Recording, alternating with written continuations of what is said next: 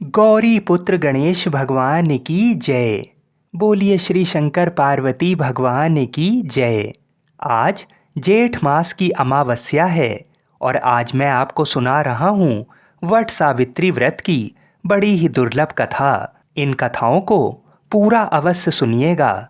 इन कथाओं को पूरा सुनने से हमारी समस्त मनोकामनाएं पूर्ण होती हैं। सर्वप्रथम आप सभी को वट सावित्री व्रत की हार्दिक शुभकामनाएं। भारत में वट सावित्री व्रत कुछ स्थानों में ज्येष्ठ माह की अमावस्या तिथि को रखा जाता है और कुछ स्थानों में ज्येष्ठ माह की पूर्णिमा को ये व्रत रखा जाता है।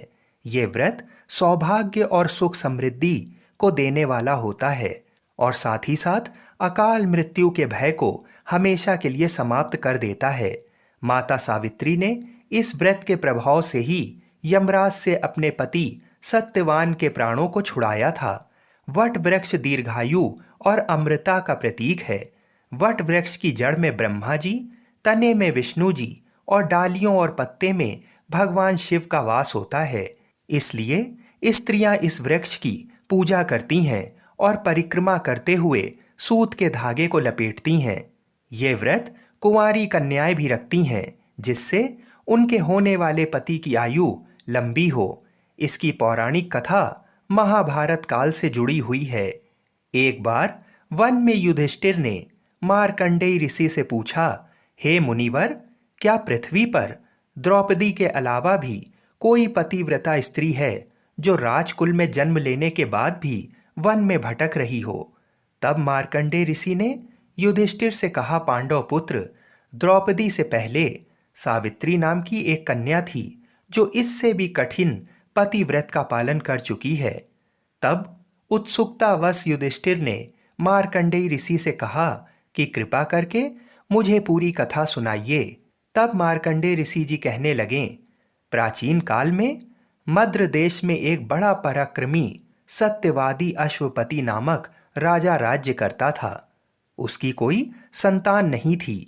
उन्होंने संतान प्राप्ति के लिए पत्नी सहित यज्ञ का अनुष्ठान किया और मंत्रोच्चारण के साथ प्रतिदिन 1,00,000 आहुतियां दी। 18 वर्षों तक इसी प्रकार यज्ञ चलता रहा।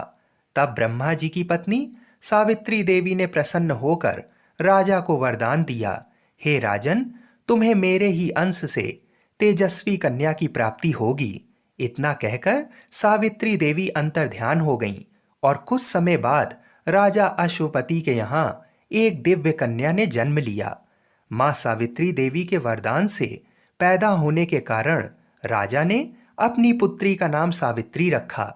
सावित्री बचपन से माता सावित्री की पूजा किया करती थीं। धीरे धीरे कन्या विवाह के योग्य हो गई। एक दिन अपने पिता के पास गईं और प्रणाम करके वहीं पर बैठ गईं। राजा अश्वपति सावित्री को विवाह योग्य जानकर अपने मंत्रियों से विवाह की बात की, परंतु कोई योग्य वर ना मिला। तब उसके पिता ने सावित्री से कहा कि तुम स्वयं ही मंत्रियों के साथ जाकर अपने लिए योग्य वर की तलाश करो। सावित्री अपने पिता की आज्ञा के अनुसार मंत्रियों के साथ चल पड़ी। अल्पकाल में ही राज्यों के आश्रमों, सभी तीर्थों और तपोवनों में घूमती हुई ऋषियों का अभिनंदन करते हुए सावित्री मंत्रियों के साथ अपने पिता के पास लौट आईं। उसने देखा कि राज्यसभा में देवर्षि नारद बैठे हुए हैं। सावित्री ने देवर्षि नारद और पिता अश्वपति को प्रणाम करके अपना वृतांत इस प्रकार बताया। पिताजी, साल्व देश में गुमत सेन नाम के धर्मात्मा राजा हैं। उनके पुत्र सत्यवान का मैंने पति के रूप में वरण किया है। सावित्री की बात सुनकर देवर्षि नारद कहने लगे, राजन, आपकी पुत्री ने बाल्य स्वभाव के वश उचित निर्णय नहीं लिया है। घुमत सेन का पुत्र सत्यवान सभी गुणों से संपन्न है, परंतु उसमें एक बड़ा भारी दोष है कि आज ही के दिन 1 वर्ष बाद उसकी मृत्यु हो जाएगी। देवर्षि नारद की वाणी सुनकर राजा अश्वपति चिंतित हो गए। उन्होंने सावित्री से किसी अन्य को ढूंढने के लिए कहा। तब सावित्री बोली, राजा की आज्ञा एक ही बार होती है, पंडित एक ही बार बोलते हैं और कन्या भी एक ही बार दी जाती है। सत्यवान दीर्घायु हो अथवा अल्पायु, निर्गुण हो या गुणवान हो, मैंने तो उनका वरण कर लिया है। अब मैं दूसरे पति को नहीं चुनूंगी। जो कहा जाता है उसका पहले विचार पूर्वक मन में निश्चय कर लिया जाता है, और जो वचन कह दिया जाए वही करना चाहिए। इसलिए मैंने जो मन में निश्चय कर लिया है मैं वही करूंगी। सावित्री के ऐसे निश्चय युक्त वचन सुनकर नारद जी ने कहा, राजन, आपकी कन्या की यही इच्छा है तो इस कार्य में शीघ्रता करनी चाहिए, ताकि आपका ये दान कर्म निर्विघ्न संपन्न हो जाए। इस तरह कहकर नारद मुनि स्वर्गलोक चले गए, और राजा अश्वपति ने भी शुभ मुहूर्त में सावित्री का सत्यवान के साथ विवाह कर दिया। सावित्री भी मनोवांछित पति पाकर अत्यंत प्रसन्न हुई। दोनों अपने आश्रम में सुखपूर्वक रहने लगे।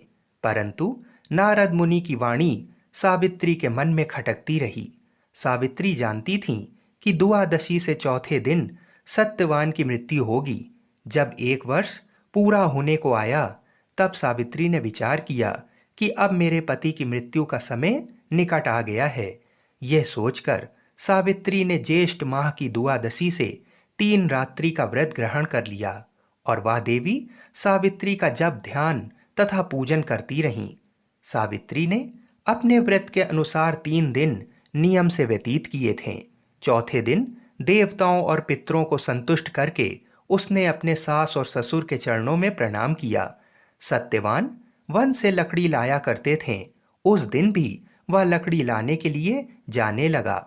सावित्री भी उसके साथ जाने को तैयार हो गई। इस पर सत्यवान ने कहा, अगर तुम जाना चाहती हो तो माता पिता से पूछ लो। वह अपने ससुर से पूछने गई तो उन्होंने मना कर दिया, परंतु सावित्री के बार बार आग्रह करने पर उन्होंने जाने की आज्ञा दे दी। दोनों एक साथ वन को चले गए। सत्यवान ने पेड़ पर चढ़कर लकड़ियां काटनी शुरू कर दी। जैसे ही सत्यवान ने लकड़ियां काट कर बांध लीं, उसी समय उसका सर चकराने लगा। उसने सावित्री से कहा, मेरे सिर में बहुत दर्द है, इसलिए मैं थोड़ी देर विश्राम करना चाहता हूँ। सावित्री समझ गई कि उसके पति के प्राण संकट में हैं, और वह अपने पति के सिर को अपनी गोद में लेकर बैठ गई। यमराज वहां पर आ गए। सावित्री ने उन्हें देखकर प्रणाम किया और कहा कि प्रभु, आप देवता, गंधर्व आदि में से कौन हैं? मेरे पास क्यों आए हैं? सावित्री की बात सुनकर धर्मराज ने कहा, हे देवी, मैं सभी लोगों का नियमन करने वाला हूँ। मेरा नाम यमराज है। तुम्हारे पति की आयु समाप्त हो गई है, परंतु तुम पतिव्रता हो, इसलिए मेरे दूत इसे ले ना जा सकें। इसलिए तुम्हारे पति के प्राण हरने मैं स्वयं यहाँ आया हूँ। इतना कहकर यमराज ने सत्यवान के शरीर से अंगूठे के आकार के पुरुष को खींच लिया और उसे लेकर अपने लोक को चल पड़े। सावित्री भी उनके पीछे पीछे चलने लगी। बहुत दूर जाकर यमराज ने सावित्री से कहा कि हे पतिव्रता, अब तुम लौट जाओ। इस मार्ग में इतनी दूर कोई नहीं आ सकता। तब सावित्री बोली, महाराज, पति के साथ आते हुए ना तो मुझे कोई गिला है और ना ही कोई श्रम हो रहा है। मैं सुखपूर्वक चली आ रही हूँ। जिस प्रकार सज्जनों की गति संत है, वर्ण आश्रमों का आधार वेद है, शिष्यों का आधार गुरु और सभी प्राणियों का आश्रय स्थल पृथ्वी है, उसी प्रकार स्त्रियों का एकमात्र आश्रय स्थान उसका पति है, अन्य कोई नहीं। इस प्रकार सावित्री के धर्म और अर्थ युक्त वचनों को सुनकर यमराज प्रसन्न होकर कहने लगे, भामिनी, मैं तुमसे बहुत संतुष्ट हूँ। तुम अपना एक वर मुझसे मांग लो। तब सावित्री ने कहा, मेरे सास ससुर वनवासी और अंधे हैं, आप उन्हें दिव्य ज्योति प्रदान करें। यमराज ने कहा, ऐसा ही होगा, जाओ, अब लौट जाओ। लेकिन सावित्री अपने पति सत्यवान के पीछे पीछे चलती रही। तब यमराज बोले, देवी, तुम वापस जाओ। सावित्री बोली, भगवान के पीछे पीछे चलने में कोई परेशानी नहीं है, पति के पीछे चलना मेरा कर्तव्य है। यह सुनकर उन्होंने फिर से उसे एक और वर मांगने को कहा। तब सावित्री बोली, मेरी ससुर जी का राज्य छिन गया है, आप उसे उन्हें वापस दिला दीजिए। यमराज ने सावित्री को यह वरदान भी दे दिया और कहा, अब तुम लौट जाओ। लेकिन सावित्री फिर भी पीछे पीछे चलती रही। तभी यमराज ने सावित्री को तीसरा वरदान मांगने को कहा। इस बार सावित्री ने यमराज से 100 पुत्र होने का वरदान मांगा। ये वरदान भी सावित्री को यमराज ने दे दिया। तब सावित्री ने यमराज से कहा कि मैं एक पतिव्रता स्त्री हूँ और आपने मुझे पुत्रवती होने का आशीर्वाद दिया है, और बिना पति के पुत्र कैसे होगा। यह सुनकर यमराज को सत्यवान के प्राण छोड़ने पड़े और उन्होंने सत्यवान के प्राण चने के रूप में सावित्री को लौटा दिया।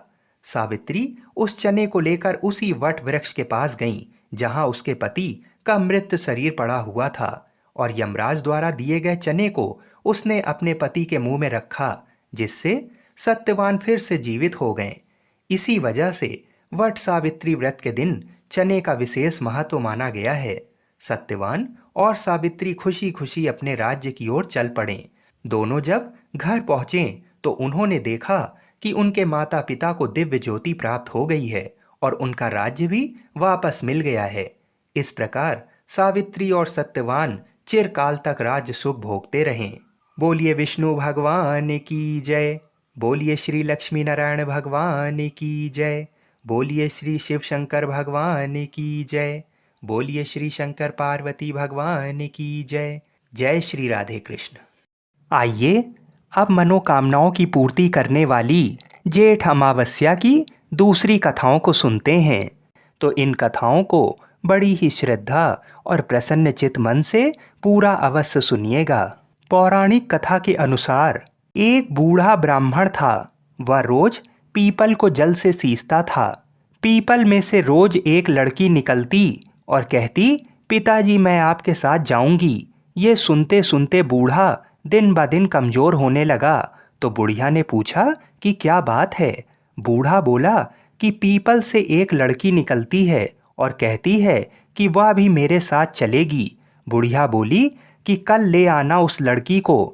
जहाँ 6 लड़कियाँ पहले से ही हमारे घर में हैं, वहाँ 7वीं लड़की और सही। अगले दिन बूढ़ा उस लड़की को घर ले आया। घर लाने के बाद बूढ़ा ब्राह्मण आटा मांगने गया तो उसे पहले दिनों की अपेक्षा आज ज़्यादा आटा मिला था। जब बुढ़िया वह आटा छानने लगी तो लड़की ने कहा कि लाओ माँ, मैं छान देती हूँ। जब वह आटा छानने बैठी तो परात भर गई। उसके बाद माँ खाना बनाने जाने लगी तो लड़की बोली कि आज रसोई में मैं जाऊंगी। तो बुढ़िया बोली कि ना, तेरे हाथ जल जाएंगे। लेकिन लड़की नहीं मानी। वह रसोई में खाना बनाने गई तो उसने तरह तरह के 36 व्यंजन बना डाले और आज सभी ने भर पेट खाना खाया। इससे पहले वह आधा पेट भूखा ही रहते थे। रात हुई तो बुढ़िया का भाई आया और कहने लगा कि दीदी मैं तो खाना खाऊंगा। बुढ़िया परेशान हो गई कि अब खाना कहाँ से लाएगी। लड़की ने पूछा कि क्या बात है माँ। उसने कहा कि तेरा मामा आया है और रोटी खाएगा, लेकिन रोटी तो सबने खा ली है, अब उसके लिए कहाँ से लाऊंगी। लड़की बोली कि तू चिंता मत कर, मैं बना दूंगी। और वह रसोई में गई और मामा के लिए 36 व्यंजन बना दिए। मामा ने भर पेट खाया और कहा भी कि ऐसा खाना इससे पहले उसने कभी नहीं खाया है। बुढ़िया ने कहा कि भाई तेरी पावनी भांजी है, उसी ने बनाया है। शाम हुई तो लड़की बोली कि माँ, चौका लगा के चौके का दिया जला देना, कोठे में मैं सोऊंगी। बुढ़िया बोली कि ना बेटी, तू डर जाएगी। वह बोली कि ना, मैं नहीं डरूंगी, मैं अंदर कोठे में ही सोऊंगी। वह कोठे में ही जाकर सो गई। आधी रात को लड़की उठी और चारों ओर आंख मारी तो धन ही धन हो गया। वह बाहर जाने लगी तो एक बूढ़ा ब्राह्मण सो रहा था। उसने देखा तो कहा कि बेटी तू कहाँ चली। लड़की बोली कि मैं तो दरिद्रता दूर करने आई थी, अगर तुम्हें दूर करवानी है तो करवा लो। उसने बूढ़े के घर में भी आँख से चारों ओर देखा तो धनी धन हो गया। सुबह सवेरे सब उठे तो लड़की को ना पाकर उसे ढूंढने लगे कि पावनी बेटी कहाँ चली गई। बूढ़ा ब्राह्मण बोला कि वह तो लक्ष्मी माता थीं, जो तुम्हारे साथ मेरी दरिद्रता भी दूर कर गईं। हे लक्ष्मी माता, जैसे आपने उनकी दरिद्रता दूर की, वैसे ही सबकी करना। कहानी अच्छी लगी हो तो कमेंट में जय श्री राधे कृष्ण अवश्य लिखिएगा। माँ लक्ष्मी आपके भंडार सोने से भर दें। बोलिए श्री लक्ष्मी नारायण भगवान की जय। बोलिए श्री शंकर पार्वती भगवान की जय। तो आइए भगवान श्री लक्ष्मी नारायण जी के चरणों का ध्यान करते हुए इन कथाओं को सुनते हैं। एक गांव में सास और बहू अकेले रहते थे और उनका बेटा विदेश में कमाने के लिए गया था। सास और बहू बहुत अच्छे से रहते थे। दोनों एक दूसरे की देखभाल करते थे। एक दिन बहू ने खाना नहीं बनाया तो सास ने बहू से पूछा कि आज तुमने खाना क्यों नहीं खाया। तब बहू ने कहा कि सासू माँ, आज मेरा अमावस्या का व्रत है, इसलिए मैंने खाना नहीं खाया। तब सासू ने कहा कि बहू, ये व्रत क्या होता है और ये व्रत करने से क्या फल मिलता है, मुझे भी समझाओ। तब बहू ने कहा कि सासू माँ, अमावस्या का व्रत करने से बहुत पुण्य मिलता है। घर में अन्न धन बना रहता है, सुख शांति रहती है तथा अटल सुहाग मिलता है और पुत्र प्राप्ति होती है। इस व्रत में प्रत्येक वर्ष अलग अलग खाना खाया जाता है और विष्णु भगवान जी के मंदिर में चढ़ावा चढ़ाया जाता है या फिर किसी ब्राह्मण को दान दिया जाता है। इस व्रत में पहले साल शक्कर, घी और चावल से बना खाना खाया जाता है। पहले साल व्रत पूर्ण होने के बाद 1.25 किलो चावल और 1 कटोरी घी तथा 1 कटोरी शक्कर का दान किसी ब्राह्मण को दान दिया जाता है। दूसरे साल जौ, घी और शक्कर से बना खाना खाया जाता है। जब दूसरे साल व्रत पूर्ण हो जाए तो 1.25 किलो जौ, 1 कटोरी घी तथा 1 कटोरी शक्कर किसी मंदिर में चढ़ाएं या फिर किसी ब्राह्मण को दान देना होता है। तीसरे साल गुड़, तिल और घी से बने व्यंजन खाने चाहिए। जब तीसरे साल व्रत पूर्ण हो जाए तो आधा किलो तिल, गुड़ तथा 1 कटोरी घी किसी मंदिर में चढ़ाया जाता है। फिर बहू ने कहा कि इस व्रत का अगर संकल्प लेते हैं तो इसे पूरा करना जरूरी होता है। अगर पूरा नहीं कर सकते तो सास बहू में झगड़ा और घर में अशांति आती है। तब सासू ने कहा कि मेरी तो उम्र हो गई है, लेकिन तुम ये व्रत करो, और बहू ये व्रत का आरंभ करती है। लेकिन एक दिन बहू ने किसी के कहने पर गेहूं से बनी रोटी खा ली और अमावस्या माता इस बात से रुष्ट हो गईं। जो सास और बहू बहुत ही प्यार से रहती थीं, फिर इन दोनों में झगड़े होने लगे। सभी गांव वाले भी हैरान हो गए कि ये सब क्या हो रहा है। सास अपनी बहू को कहने लगी कि तुम जब से हमारे घर में बहू बन के आई हो, तब से हमारे घर की लक्ष्मी चली गई हैं। तुम हमारे लिए शुभ नहीं हो। तब बहू ने कहा कि आपके घर की लक्ष्मी चली गई है तो कहाँ मिलेगी, मुझे बताओ, मैं लक्ष्मी को लेकर आऊंगी। तब सासू ने कहा कि लक्ष्मी तुमको समुद्र के बीच में भगवान विष्णु जी के पैर दबाते हुए मिलेंगी। तब बहू ये कहकर चली जाती है कि अब जब तक मैं लक्ष्मी जी को लेके नहीं आऊंगी तब तक इस घर में पैर नहीं रखूंगी। इतना कहकर बहू लक्ष्मी जी की खोज में निकल जाती है। जब बहू लक्ष्मी जी को खोजने के लिए निकलती है तब उसे बीच रास्ते में एक गाय माता मिलती है। वह बहू से पूछती है कि आप कहाँ जा रही हैं। तब बहू ने कहा कि हे गाय माता, मेरी सास मुझसे कहती हैं कि मेरे आने से उनके घर में अन्न धन की कमी हो गई है और उनके घर की लक्ष्मी चली गई हैं, तो मैं लक्ष्मी जी को लेने जा रही हूँ। तब गाय माता ने कहा कि हे बेटी, अगर तुम जा ही रही हो तो भगवान से मेरे बारे में भी पूछ लेना। तब बहू बोलती है कि ठीक है गाय माता, बताओ मैं आपके बारे में क्या पूछ लूँगी। तब गाय माता बोलती हैं कि मेरा जब भी बछड़ा होता है तो वो मर जाता है, जिंदा नहीं रहता। तुम भगवान से पूछ लेना कि मेरे साथ ऐसा क्यों हो रहा है, मैंने ऐसे कौन से कर्म किए हैं। तब बहू बोली, गाय माता, मैं आपके बारे में जरूर पूछ लूँगी। ये कहकर बहू आगे बढ़ती है। अब आगे जाते ही बहू को एक घोड़ी मिलती है जिसके गले में घट्टी बंधी हुई होती है। घोड़ी ने भी कहा कि बेटी, तुम मेरे दुख का निवारण भी भगवान से पूछ लेना। तब बहू ने कहा, जरूर पूछ लूँगी। ये कहकर बहू आगे बढ़ती है। आगे जाते ही बहू को एक अंधा और बहरा बुजुर्ग मिलता है। वह भी बहू से अपनी समस्या भगवान से पूछने के लिए कहता है। तब बहू उसकी समस्या भी भगवान से पूछने का कहकर आगे बढ़ती है। आगे जाते ही बहू को एक बूढ़ी औरत मिलती है जो हाथ और पैर से अपाहिज होती है।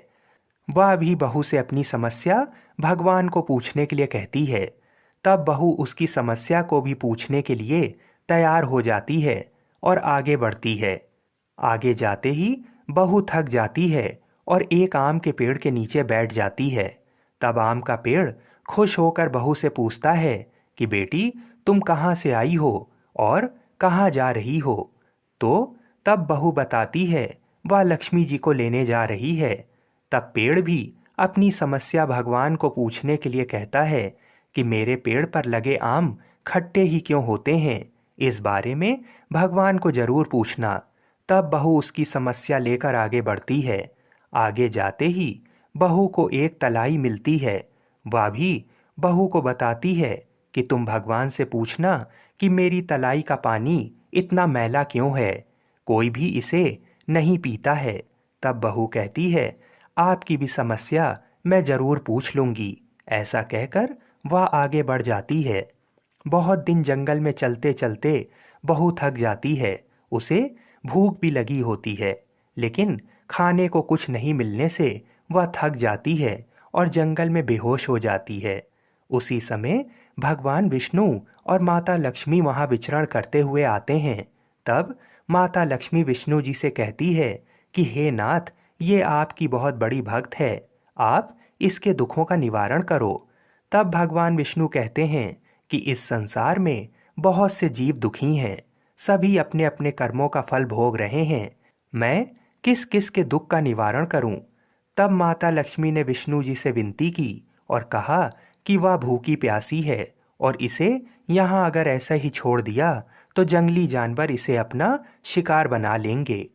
माता लक्ष्मी की बात सुनकर भगवान विष्णु एक साधु का वेश धारण करते हैं और बहू के पास जाते हैं और बहू को होश में लाते हैं। बहू के होश में आते ही साधु वेश में भगवान उससे पूछते हैं कि वह यहाँ क्यों आई है और कहाँ जा रही है। तब बहू पूरी बात बताती है। उसकी बात सुनकर भगवान विष्णु और माता लक्ष्मी प्रकट होते हैं। उनके साथ अमावस्या माता भी प्रकट होती हैं। बहू उनके चरणों में गिरकर वंदन करती है। अमावस्या माता बहू को कहती हैं कि बेटी, तूने मेरे व्रत को खंडित किया है, इसी की सजा मिली है तुम्हें, लेकिन अब मैं तुम्हें माफ करती हूँ और तुम घर जाओ। तुम्हारा घर अन्न धन से संपन्न होगा, तुम्हारा घर सुंदर महल में बदल जाएगा और तुम्हारी सभी मनोकामनाएं पूर्ण होंगी। ये सब होने के पश्चात बहू भगवान से कहती है मुझे रास्ते में जो जो मिला उन सभी के दुखों का निवारण करने के लिए मैं आपसे विनती करती हूँ। तब भगवान विष्णु बोलते हैं कि गाय ने कभी अपना दूध किसी को नहीं पिलाया, उस वजह से उसके बछड़े जिंदा नहीं रहते। तुम उसका दूध पी लेना, जिससे उसके बछड़े जिंदा रहने लगेंगे। फिर भगवान कहते हैं कि घोड़ी पिछले जन्म में आटा पीसने वाली महिला थी। वह किसी को आटा पीस के नहीं देती थी, इसलिए उसके गले में चक्की के पाट बंधे हुए हैं। तुम उसके पाट खोल देना, वह बिल्कुल ठीक हो जाएगी। उसके बाद भगवान कहते हैं कि जो बुजुर्ग तुम्हें मिला था वह कभी मंदिर नहीं गया और ना ही उसने कभी भगवान के भजन सुने। तुम उसको मंदिर में ले जाना और दर्शन करवा देना, वह भी ठीक हो जाएगा। फिर जो बुजुर्ग महिला तुम्हें मिली थी वह कभी भी अपनी जवानी में दान पुण्य नहीं करती थी, इसलिए उसे ये सजा मिली है। तुम उससे दान करवा देना तो उसकी विकलांगता दूर हो जाएगी। फिर जो आम का पेड़ मिला था, उस आम के पेड़ ने कभी भी किसी बच्चे को अपने आम खाने नहीं दिए, इसलिए उसके सभी आम खट्टे होते हैं। तुम उस पेड़ का आम खा लेना, फिर उस पेड़ पर मीठे आम आएंगे। तलाई का पानी पिछले जन्म में देवरानी जेठानी थी, वह हमेशा झगड़ती रहती थीं, इसलिए उसका पानी मैला है। तुम उसका पानी पी लेना, वह तलाई शुद्ध हो जाएगी। बहू ने भगवान विष्णु माता लक्ष्मी और अमावस्या माता को नमन करके घर जाने के लिए निकलती है और रास्ते में उसे जो जो मिला उन सभी की समस्या भगवान के कहे अनुसार दूर करती है। सभी उसे आशीर्वाद देते हैं। घर जाते ही उसका घर एक सुंदर महल में परिवर्तित हो जाता है तथा घर में अन्न धन भरा मिलता है। अब बहू सासू से कहती है कि सासू माँ, आपने सच में कहा था कि आपके लिए मैं शुभ नहीं हूँ। मेरे जाने से ही आपके घर में लक्ष्मी आई हैं। अब आप यहाँ रहें, मैं मरने जा रही हूँ। तब सासू ने कहा कि बेटी, ये सब तुम्हारी अमावस्या व्रत का फल हमें मिला है। तुम यहाँ पर ही रहो, कहीं नहीं जाओगी। और सास बहू खुशी खुशी रहने लगें। एक दिन उसका बेटा भी विदेश से लौट आया और घर में ये सब देखा। तब उसकी माँ ने ये सब बातें उसे बताईं। इस तरह वह लोग खुशी खुशी रहने लगें। बोलिए श्री शंकर पार्वती भगवान की जय। बोलिए श्री लक्ष्मी नारायण भगवान की जय। बोलिए अमावस्या माता की जय।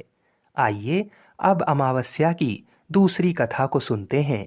इस कथा को सुनने से ही व्रत पूर्ण माना जाता है तथा मनोकामनाओं की पूर्ति होती है।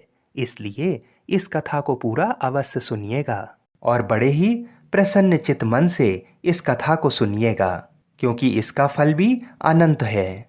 एक साहूकार के 7 बेटे, 7 बहू और एक बेटी थी। साहूकार के घर एक जोगी भिक्षा मांगने आता था। जोगी को साहूकार की बहू भिक्षा देती थी तो वह ले लेता था, लेकिन जब बेटी देती थी तब वह भिक्षा नहीं लेता और कहता, बेटी सुहागन तो है पर इसके बाद में दुहाग लिखा है। ये बात सुन सुनकर बेटी को चिंता होने लगी और उसका शरीर कमजोर होने लगा।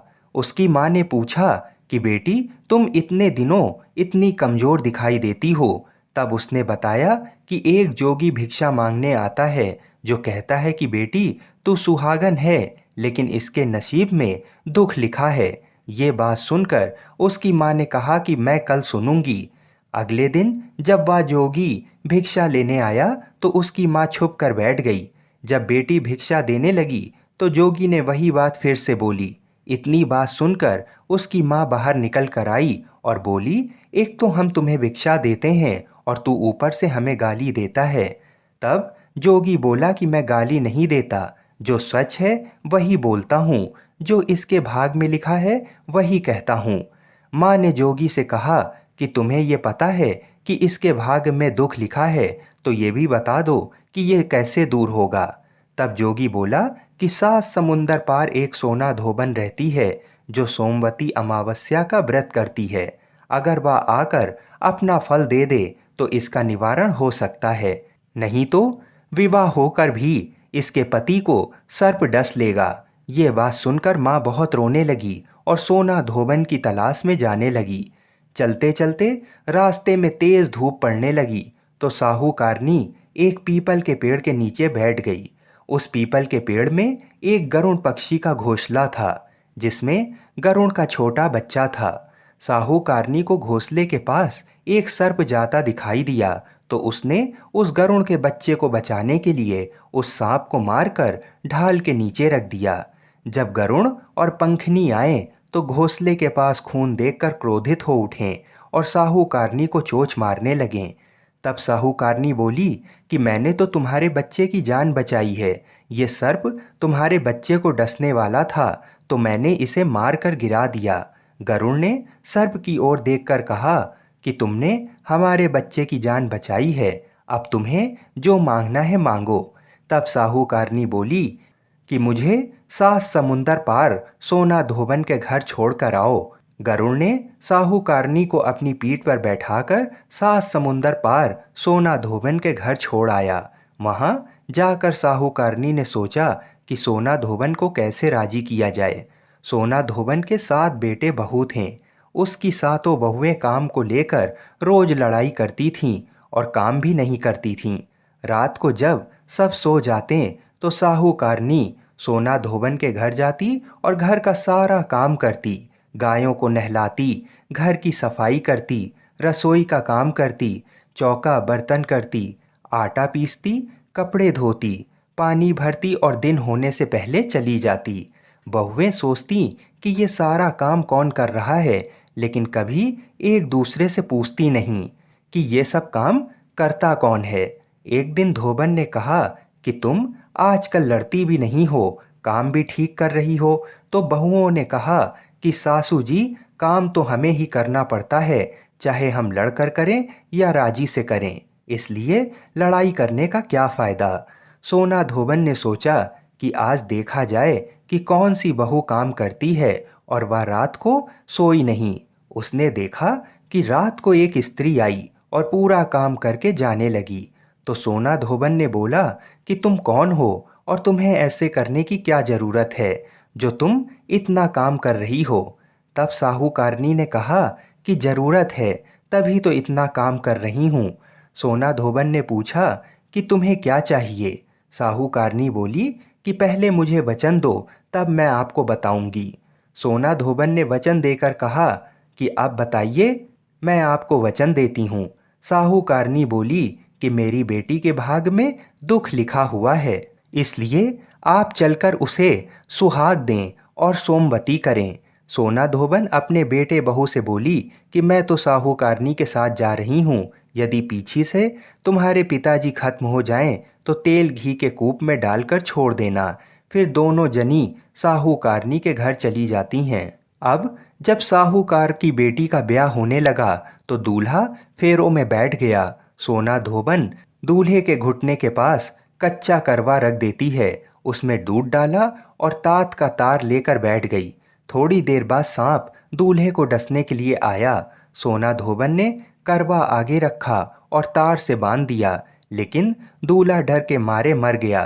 तब सोना धोबन ने टीके में से रोली निकाली, मांग में सिंदूर निकाला, आँख में से काजल निकाला और मेहंदी निकालकर छोटी उंगली से छींटे मारे और बोली कि मैंने आज तक जितनी भी सोमवती अमावस्या करी हैं, उनका फल साहूकार की बेटी को लग जाए, और आगे जो मैं सोमवती अमावस करूं वह मेरे बेटे को लगे।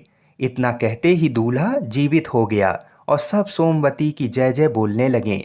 सोना धोबन वापस जाने लगी, तब साहूकारनी बोली कि तुमने मेरे जवाई को नया जीवन दान दिया है, इसलिए कुछ भी मांगो। वह बोली कि मुझे तो कुछ नहीं चाहिए, सिर्फ एक हांडी दे दो। वह हांडी लेकर चली जाती है।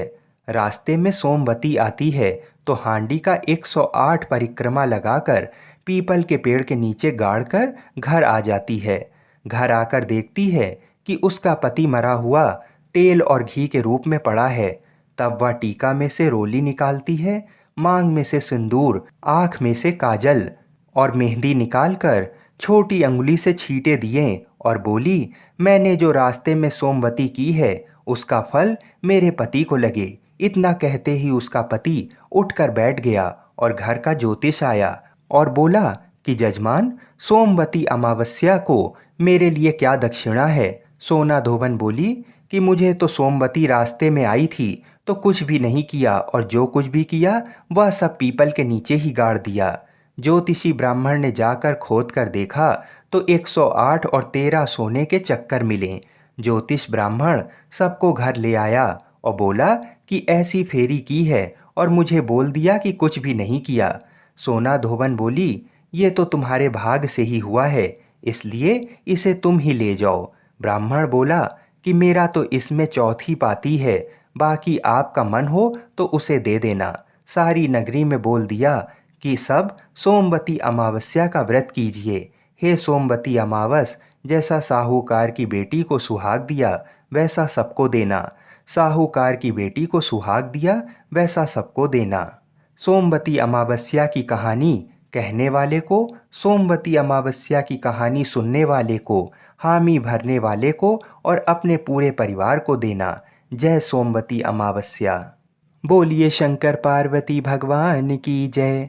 आइए अब मनोकामनाओं की पूर्ति करने वाली कथा को भी सुनते हैं। एक साहूकार था जो भगवान शिव का अनन्य भक्त था। उसके पास धन धान किसी भी चीज़ की कमी नहीं थी, लेकिन उसकी कोई संतान नहीं थी और वह इसी कामना को लेकर रोज शिव जी के मंदिर जाकर दीपक जलाता था। उसके इस भक्ति भाव को देखकर एक दिन माता पार्वती ने शिव जी से कहा कि प्रभु, ये साहूकार आपका अनन्य भक्त है, इसको किसी बात का कष्ट है तो आपको इसे अवश्य दूर करना चाहिए। शिव जी बोले, हे पार्वती, इस साहूकार के पास पुत्र नहीं है, ये इसी से दुखी रहता है। माता पार्वती कहती हैं कि हे ईश्वर, कृपा करके इसे पुत्र का वरदान दे दीजिए। तब भोलेनाथ ने कहा कि हे पार्वती, साहूकार के भाग में पुत्र का योग नहीं है। ऐसे में अगर इसे पुत्र प्राप्ति का वरदान मिल भी गया तो वह केवल 12 वर्ष की आयु तक ही जीवित रहेगा।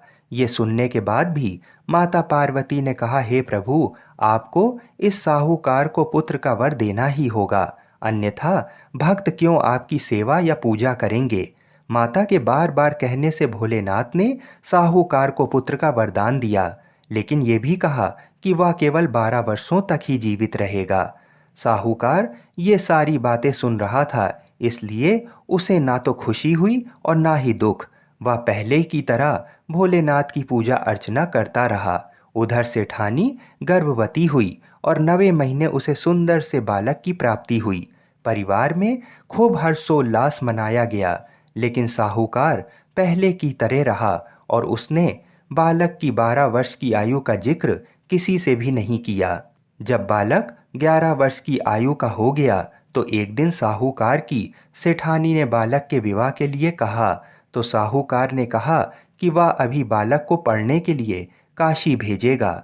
इसके बाद उसने बालक के मामा जी को बुलाया और कहा कि इसे काशी पढ़ने के लिए ले जाओ और रास्ते में जिस भी स्थान पर रुकना वहाँ यज्ञ करते और ब्राह्मणों को भोजन कराते हुए आगे बढ़ना। वे लोग ये सब करते हुए ही आगे बढ़ रहे थे कि रास्ते में एक राजकुमारी का विवाह था। जिससे उसका विवाह होना था वह एक आँख से काना था। तो उसके पिता ने जब अति सुंदर साहूकार के बेटे को देखा तो उनके मन में आया कि क्यों ना इसे ही घोड़ी पर बिठाकर शादी के सारे कार्य संपन्न करा दिए जाएं।